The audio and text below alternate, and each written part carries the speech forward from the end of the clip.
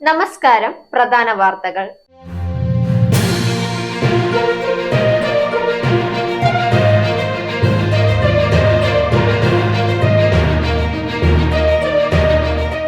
ക്ഷേത്രത്തിനും പള്ളിക്കും ഒരു കവാടം കൊണ്ട് മതില് തീർത്ത നാടാണ് കേരളം. ബിജെപിയുടെ നീക്കങ്ങൾ ഇവിടെ നടപ്പാകില്ല. റഹീം MP. പാർട്ടി പരിഗണിച്ചില്ല, നേരിട്ടത് അവഗണന മാത്രം. തരൂരിനെതിരെ മത്സരിക്കാൻ യൂത്ത് കോൺഗ്രസ് നേതാവ്. സൂര്യകുമാർ യാദവ് ഇന്ന് മുംബൈ ഇന്ത്യൻസിനൊപ്പം ചേരും.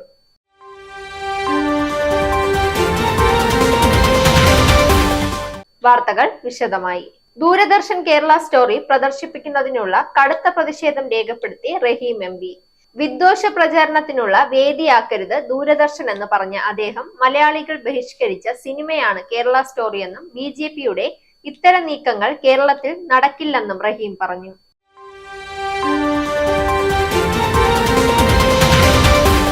തിരുവനന്തപുരത്ത് ശശി തരൂരിനെതിരെ മത്സരിക്കാൻ പാർട്ടി വിമതൻ. തരൂരിനെതിരെ യൂത്ത് കോൺഗ്രസ് നേതാവ് നാമനിർദ്ദേശ പത്രിക നൽകി. എന്ത് സമ്മർദ്ദമുണ്ടായാലും തെരഞ്ഞെടുപ്പിൽ മത്സരിക്കുമെന്ന് ഷൈൻലാൽ പറഞ്ഞു.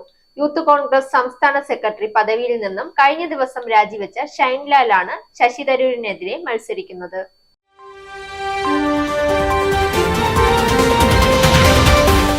ഇനി കായിക വാർത്ത. IPL-ൽ മുംബൈ ഇന്ത്യൻസിന് കരുത്തു പകരാൻ സൂര്യകുമാർ യാദവ് എത്തുന്നു. താരം ഇന്ന് മുംബൈയുടെ ക്യാമ്പിലെത്തും. ഇന്നു മുതൽ ടീമിനൊപ്പം പരിശീലനവും നടത്തും. താരത്തിന് NCAA ഫിറ്റ്നസ് ക്ലിയറൻസ് നൽകിയിരുന്നു.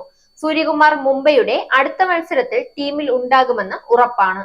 വാർത്തകൾ അവസാനിക്കുന്നു. നേരിന്റെ വാർത്തകൾ നിങ്ങളുടെ വിരൽത്തുമ്പിൽ എത്താനായി സാക് ന്യൂസ് ചാനൽ സബ്സ്ക്രൈബ് ചെയ്തും ഷെയർ ചെയ്തും ഒരു ശരിയായ മാധ്യമ നിലപാടിന് പോകാൻ ഞങ്ങൾ നിങ്ങളെ ക്ഷണിക്കുന്നു.